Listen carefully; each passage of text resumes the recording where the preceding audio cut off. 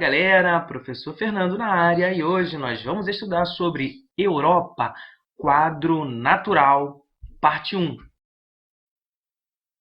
Nossos objetivos são esses: caracterizar o meio físico da Europa, discutir a questão ambiental no continente e analisar as divisões regionais do continente. Como eu disse a vocês, essa é a primeira parte do nosso vídeo. E nós falaremos aqui, nesse momento, sobre a questão do relevo, falaremos também sobre a hidrografia e pontuaremos algumas questões ambientais. Quanto às questões climatobotânicas e as questões regionais da Europa, nós falaremos no segundo vídeo. Então, vamos lá! Sobre a Europa, é importante traçar primeiro a sua localização e área. A Europa é um continente considerado relativamente pequeno, com 10 milhões e 500 mil quilômetros quadrados. Para você ter uma ideia, só o Brasil tem mais de 8 milhões de quilômetros quadrados, ou seja, o nosso país é quase do tamanho de toda a Europa. Quanto à sua posição geográfica, o continente europeu possui ao sul o Mar Mediterrâneo, olha aí, ao norte o Oceano Glacial Ártico e ao oeste o Oceano Atlântico. E eu deixo uma pergunta para vocês aqui. Estamos falando de um continente ou estamos falando de uma península? Guarda aí e me responda essa pergunta já já. Sobre os aspectos físicos da Europa, vamos falar um pouco sobre o seu relevo. A minha imagem vai sumir, já já os mapas vão aparecer aqui e a gente vai comentando. Vamos lá! O relevo da Europa é predominantemente de planície. Acompanha aí, olha. Porém, algumas áreas apresentam grandes formações montanhosas por causa do que nós chamamos de dobramentos modernos. Vem aqui comigo, dobramentos modernos. Bem, existem 3 grandes estruturas geológicas no mundo. 3.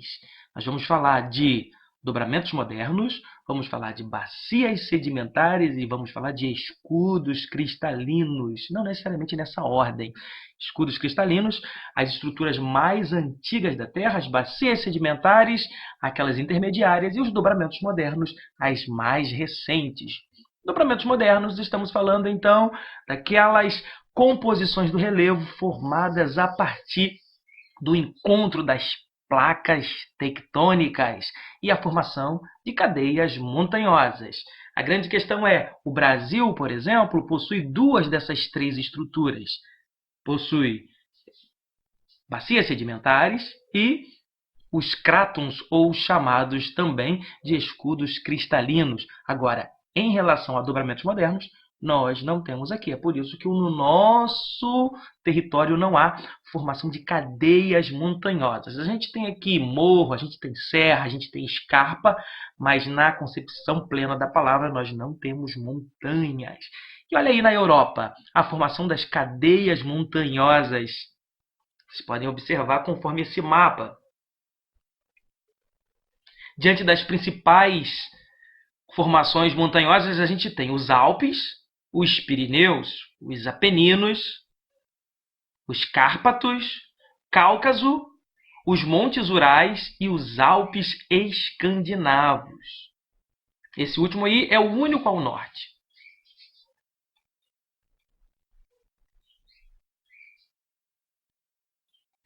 A formação planáltica, ou seja, a distribuição dos planaltos é muito pequena. Muito pequena. Existe. Olha aí, ó. Você vai encontrar no Planalto Central Russo e o Planalto de Volga. Nesse mapa, só para a gente diferenciar, a planície está em verde, Planalto em amarelo e as montanhas marrom escuro aí, representando, claro, as maiores altitudes.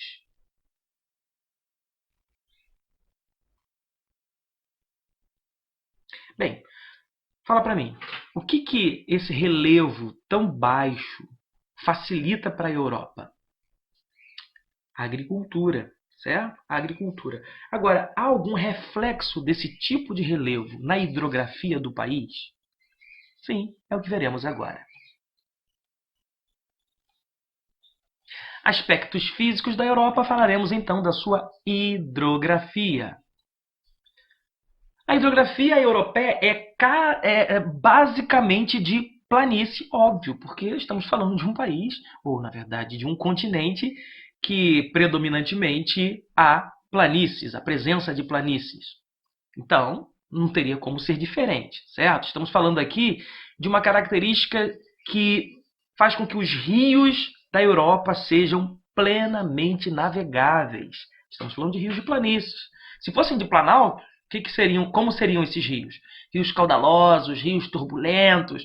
Como são de planície, são rios tranquilinhos, assim, igual o professor, tranquilo, calmo, rio que corre com uma tranquilidade, serenidade. É rio navegável. 90% dos rios da Europa são rios navegáveis. Vejam aí. Os principais rios são o rio Volga, o rio Reno, o rio Sena, o rio Tamisa, o rio Pó, Tejo, Danúbio, Douro, Loire e Ródano. Esses são os principais rios da Europa. Veja que a Europa não tem tantos rios assim, certo? Se a gente comparar, por exemplo, com o território brasileiro, a gente dá aí de 1000-0, certo? Claro que são características e informações absolutamente diferentes. Bem, se a Europa tem poucos rios, e os seus rios, na sua maioria, são rios de planície, rios que correm com uma certa tranquilidade, rios navegáveis, estamos falando também que não há tanta produção de energia a partir das hidrelétricas, porque as hidrelétricas precisam sim de rios caudalosos, rios turbulentos para geração de energia. Então, a Europa também tem um fator aí em relação às suas fontes de energia. Ela precisa utilizar energia nuclear, geotérmica, utilizar a energia a partir dos recursos fósseis, por exemplo, carvão, o petróleo, enfim. Se for para gerar energia a partir da força da água nas hidrelétricas, não é o caso da Europa, ok? Outra coisa importante também é que grande parte dos rios europeus passam dentro das cidades. Você pode observar aí, olha, nessas imagens, os rios passam dentro das cidades, e rios que passam dentro de cidades, infelizmente, em diversos lugares do mundo, não tiveram o devido cuidado em relação a esse rio. Os rios se tornaram grandes depósitos de esgoto e tudo mais. Eu estou falando de Europa, tá? Estou falando de Europa. E a Europa realmente também tem grandes problemas em relação aos seus rios. Bem, se há grandes problemas em relação aos seus rios, se há grandes problemas em relação à distribuição de recursos hídricos na Europa, claro que também há uma preocupação ambiental.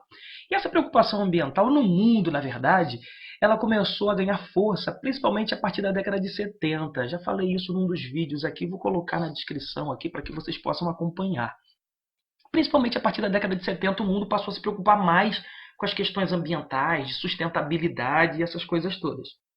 Principalmente porque a década de 70 foi emblemática. Nós tivemos grandes crises. A crise do Fordismo, a crise da produção. Tivemos também a crise do petróleo em 73, em 79, enfim. O mundo estava em grandes transformações, sem contar que nós estávamos vivendo o período da Guerra Fria. Então o mundo realmente estava num momento de grandes transformações. E a Europa e o mundo, a partir dos debates propostos pela ONU, passaram a discutir as questões ambientais com muita força. A Europa não ficou atrás.